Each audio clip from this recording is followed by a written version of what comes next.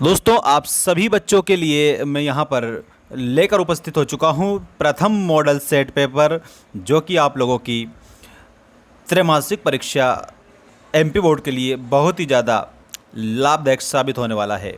आप सभी बच्चों के लिए एक सामान्य जानकारी मैं पहले ही बता देता हूँ। यदि आपको सारे सेट पेपर्स और बेहतरीन नोट्स चाहिए तो उसके लिए आप आज ही मेंस एजुकेशन ऐप को डाउनलोड कर लीजिएगा और अपनी वार्षिक परीक्षा की तैयारी बेहतरीन करिएगा। चलिए स्टार्ट करते हैं दोस्तों। आज आप सभी स्टूडेंट्स को लास्ट तक इस वीडियो को देखकर और पूरा अपना काम कंप्लीट करना है और धमाल मचा देना है। चलिए, हाँ, आ चुका है हमारा पहला क्वेश्चन आपकी स्क्रीन के सामने। वीरगाथा काल की प्रसिद्ध रचना है। यहाँ वीरगाथा काल की प्रसिद्ध रचना के बारे में आपको बताना है, जो कि आप सभी बच्चों को पृथ्वीराज रासो बताना है। और ये चंदवरदाई की रचना है, ये भी आपको याद रखना है। ठीक, इसके अलावा ये तो यहाँ पर वीरगाथा काल की है, तो इसका आंसर तो ये हो जाएगा। रामचरितमानस के रचनाकार अगर आपसे पूछते हैं तो बताना है तुलसीदास। पद्मावत अगर पूछते हैं तो आपको बताना है जायसी, यानी कि मलिक मोहम्मद जायसी। और साकेत पूछते हैं तो यहाँ पर आप सभी स्टूडेंट्स को बताना है मैथिली शरण गुप्त। ठीक है, इस तरीके से आप आंसर करेंगे। और वीरगाथा काल हिंदी का पहला काल है और इसकी जो रचना है पृथ्वीराज रासो मानी गई है। इस आंसर में आपको पृथ्वीराज रासो बताना है। नेक्स्ट जो क्वेश्चन है वो ये देखिएगा, आकाश में कौन उड़ रहे हैं। यहाँ दोस्तों, आकाश में कौन उड़ रहे हैं, परीक्षा में भी आप लोगों को ये प्रश्न कई बार देखने को मिल सकता है, क्योंकि दोस्तों ये जो प्रश्न है ये बहुत ही ज़्यादा अहम प्रश्न है। आकाश में कौन उड़ रहे हैं का आंसर आप सभी बच्चों को करना रहेगा और वो हो जाएगा बगुले उड़ रहे हैं।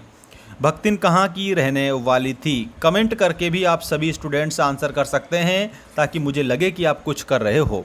यहाँ पर भक्तिन जो है वो झूंसी की रहने वाली थी, तो भक्तिन आपकी झूंसी की रहने वाली स्त्री थी, जो कि गांव था, झूंसी गांव था, ये भी बात याद रखना। सिल्वर वेडिंग कहानी के नायक का नाम यशोधर बाबू।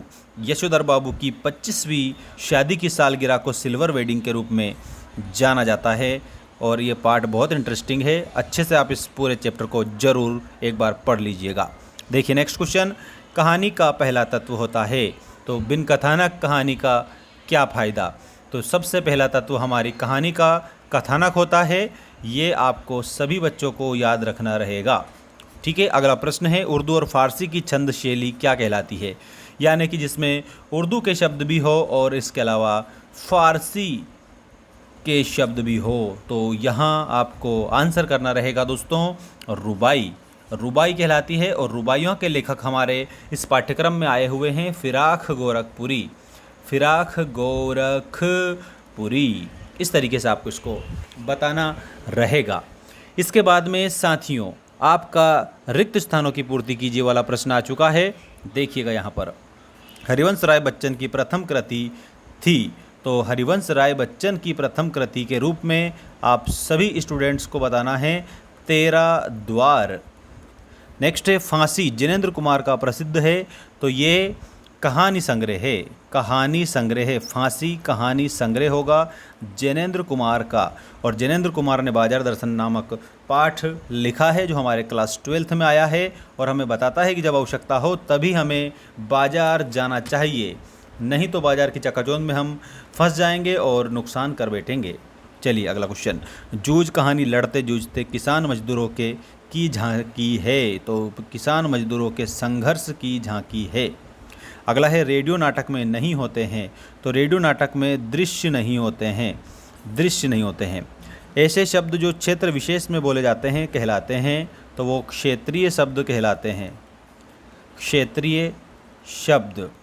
अगला प्रश्न है, गुरुत्वाकर्षण एक शब्द है, तो गुरुत्वाकर्षण एक तकनीकी शब्द है। गुरुत्वाकर्षण क्या है, तो आपको तकनीकी शब्द बताना रहेगा और आप इसका स्क्रीनशॉट लेकर भी कंप्लीट कर सकते हैं। अब हम आगे बढ़ेंगे, जिसमें ट्रू एंड फॉल्स दिए गए हैं। ये देखिएगा, सत्य असत्य लिखे वाला प्रश्न आपके स्क्रीन के सामने आ चुका है।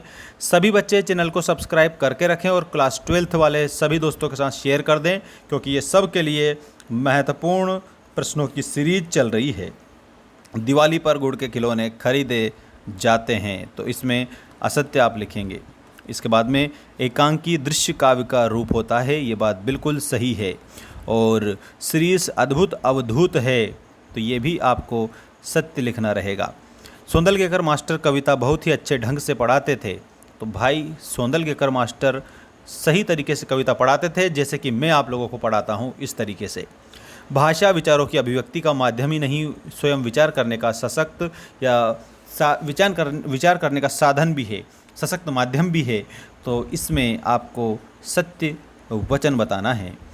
बिंब विधान में भावनाओं को उत्तेजित करने की शक्ति होती है, ये भी आप लोगों का बिल्कुल सत्य आंसर हो जाएगा। इसके बाद में साथियों, प्यारे बच्चों, अब हम आगे बढ़ रहे हैं, जिसमें कि सही जोड़ी बनाई वाला प्रश्न आपकी स्क्रीन के सामने आ चुका है और ये चीख चीख कर बता रहा है कि मुझे याद कर लो, मैं परीक्षा में आने वाला हूँ। देखिएगा यहाँ पर, हिंदी साहित्य का स्वर्ण युग। तो हिंदी साहित्य का जो स्वर्ण युग है वो भक्ति काल को कहा जाता है। धरित्री निर्धूम, तो जो यहाँ पर धरित्री निर्धूम है, इसमें आप सभी बच्चों को अग्निकुंड लिखना है। इसके आगे अग्निकुंड आएगा, जो कि हमें थोड़ा नीचे दे रखा है, ठीक है। तो इस पीडीएफ में थोड़ा नीचे लिखा है अग्निकुंड, तो मैं इसके जस्ट सामने लिख देता हूँ, अग्निकुंड इसके आगे आएगा। सिंधु घाटी सभ्यता, यहाँ पर जो सिंधु घाटी की जो सभ्यता है वो अतीत में दबे पाँव में हमें देखने को मिलती है। ये पाठ है हमारा, ध्यान रखना। संपादकीय पृष्ठ को अखबार की आवाज़ माना जाता है, ये भी नीचे दे रखा है पीडीएफ में, इसके जस्ट नीचे, ठीक है। मैं बताऊंगा, इसके लिए पहले ही यहाँ आंसर कर रहे हैं। संपादकीय पृष्ठ के आगे आपको लिखना है अखबार की आवाज़, अखबार की आवाज़, ये रहेगा। और अंदर बाहर, ये जो दिया गया है दोस्तों प्यारे साथियों, ये शब्द युग्म होगा, जो कि हमें ये यहाँ पर दे रखा है, ठीक है। इस तरीके से आप यहाँ इनको सीख लें। अब मैं आगे वाला बता रहा हूँ, समझिएगा, ठीक है ना। हिंदी साहित्य का तो आपको भक्तिकाल बताना है, स्वर्णयुग, धरित्री निर्धूम का अग्निकुंड बताना है, सिंधु घाटी सभ्यता में अतीत में दबे पाँव आएगा, और संपादकीय पृष्ठ में अखबार की आवाज़, और अंदर बाहर ये शब्द युग्म है, जो कि यहाँ पर लिखा हुआ है शब्द युग्म। इसके बाद अगला जो क्वेश्चन है, इसी में उसको आप देखेंगे, ये रहा आपकी स्क्रीन के सामने आपका अगला क्वेश्चन। विराट के प्रति जिज्ञासा की भावना मिलती है। तो दोस्तों प्यारे बच्चों, विराट के प्रति जिज्ञासा की भावना किस में मिलती है, ये आपको याद रखना है, छायावाद में मिलती है, ठीक है। तो आपको छायावाद आंसर इसमें करना रहेगा। किसके अंकुर फूटते हैं, तो दोस्तों जो अंकुर फूटते हैं ना, वो शब्द के अंकुर फूटते हैं। यहाँ आपको शब्द लिखना है, और शब्द से रिलेटेड बात मैंने आपको पहले भी बताई थी कि शब्द संभाले बोलिए, शब्द के हाथ न पाऊँ, एक शब्द औषधि करे, एक शब्द करे घाव। यानी कि हमें शब्दों को बड़े ही सोच समझकर बोलना चाहिए। श्यामनगर में राज दरबार का दर्शनी जो जीव था वो कौन सा, तो एक बात आपको सभी बच्चों को याद रखना है, वो दर्शनीय जीव यहाँ पर देखिए, बादल सिंह था, नहीं था, काला कहा था, नहीं था। अब लुट्टन सिंह और चांद सिंह दोनों में आपको कमेंट करके आंसर करना है कि श्यामनगर का जो दर्शनीय जीव था कौन था, ठीक है ना। ये लुट्टन भी पहलवान है, ये भी याद रखना, और चांद सिंह भी पहलवान है, ठीक है ना। बादल सिंह भी पहलवान था, काला खां को हम हटा देते हैं। यानी दोनों ऑप्शन में से आप एक ज़रूर जवाब देंगे, और जिसका सही रहेगा उसको हम हार्ट देंगे, और आप बताना कि हाँ सर बिल्कुल सही बताया मैंने, ऐसा बोल देना। जूझ पाठ के लेखक हैं doctor Anand Yadav, doctor Anand Yadav answer करना। भारत में पहला छापाखाना खुला था कहाँ पर, तो यहाँ पर आपको गोवा में, ठीक है ना। कहाँ खुला था, गोवा में खुला था। कमेंट करके आप आंसर बताएंगे, यहाँ 1550 आएगा या फिर 1556 आएगा, ठीक है। ये दो ऑप्शन आपको इसके लिए भी मैं देता हूँ, दो में से एक 100% राइट है, ये भी ध्यान रखना, ठीक है। गोवा में खुला था, 1550 में खुला था कि 1556 में खुला था, ये आपको याद रखना है, ठीक है। कमेंट करके बताना। शब्द शक्ति के भेद माने गए हैं, 3 भेद इसमें माने जाते हैं, जिसमें कि अभिधा के बाद में आता है लक्षणा, और लक्षणा के बाद में आता है व्यंजना। अभिधा, लक्षणा और व्यंजना, ये शब्द शक्ति के 3 भेद होते हैं, और आपको ध्यान भी रखना है। इसके बाद में रिक्त स्थानों की पूर्ति कीजिए वाला प्रश्न ये रहा। हिंदी साहित्य का सर्वोत्कृष्ट महाकाव्य रामचरित मानस, यानी कि खाली स्थान में आप सभी भैया बहनों को रामचरित मानस लिखना रहेगा। 1972 में धर्मवीर भारती को भारत सरकार की ओर से पुरस्कार मिला था। पद्मश्री पुरस्कार से उसको यहाँ पर सम्मानित किया गया था। ठीक है, और नेक्स्ट देखिएगा, सोंदल के घर मास्टर पढ़ाते थे तो ये मराठी पढ़ाते थे, मराठी भाषा के शिक्षक थे। नेक्स्ट है रवि पूर्व से निकलता है का शुद्ध रूप होगा। रवि, यहाँ पर रवि में छोटी की मात्रा लगेगी। रवि मतलब सूर्य होता है। रवि पूर्व से निकलता है, the sun rises in the east. याद रखना आप सभी बच्चे, निकलता है, ये राइट होगा। धोबी का कुत्ता घर का ना घाट का एक क्या है, तो ये लोकोक्ति है दोस्तों। लोक में प्रचलित उक्ति को लोकोक्ति कहा जाता है। जिन छंदों में मात्राओं की गणना की जाती है वे छंद कहलाते हैं, तो वह मात्रिक छंद कहलाते हैं। इसमें आपको आंसर में लिखना है मात्रिक। ठीक है, इस तरीके से आप इसको फील करेंगे। इसके बाद में नेक्स्ट आपका जो क्वेश्चन है उस पर आप ध्यान देंगे सभी स्टूडेंट्स। ये सत्य असत्य लिखे वाला प्रश्न देखो, यहाँ पे कैमरे के सामने बैठे अपाहिज के साथ साथ दर्शकों को भी रुलाने की कोशिश होती है। बिल्कुल सत्य वचन है भैया, यानी कि कैमरे के सामने जो मीडिया वाले होते हैं ना, वो सबको रुला देते हैं, ऐसा चाहते हैं और उनकी TRP बढ़ाते हैं। और कमेंट करके बताइए what's the full form of TRP।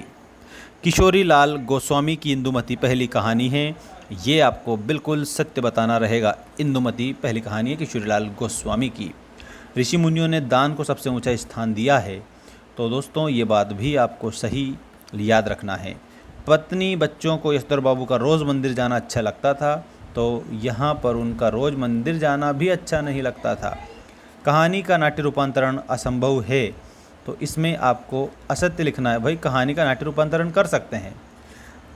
जहाँ कारण के बिना कार्य होना कहा जाता है वहाँ व्यतिरेक अलंकार होता है, ये गलत है। इसमें आपको असत्य लिखना है। ठीक है, असत्य होगा, ये आपका असत्य। ठीक है, अब नेक्स्ट जो वीडियो आएगा बहुत जल्द आने वाला है, उसके लिए बने रहिए मेरे साथ में। और यदि आपको नोट्स चाहिए वेरी गुड और डिजिटल नोट्स, तो इसके लिए आप ऐप को डाउनलोड करके क्लास 12th का जो हिंदी वाला पोर्शन है उसको आप परचेस कर लीजिएगा। अभी ऑफ़र भी चल रहा है, आपके लिए कोड भी अवेलेबल है, वहाँ पर कोड भी आपके सामने शो हो जाएंगे, तो उसको अप्लाई ज़रूर करें, तो डिस्काउंट आपको मिल जाएगा और बेहतरीन नोट्स आपको देखने को मिलेंगे, जिसमें से एग्ज़ाम में 101% क्वेश्चन देखने को मिलेंगे। धन्यवाद। लिंक डिस्क्रिप्शन में दे रखी है।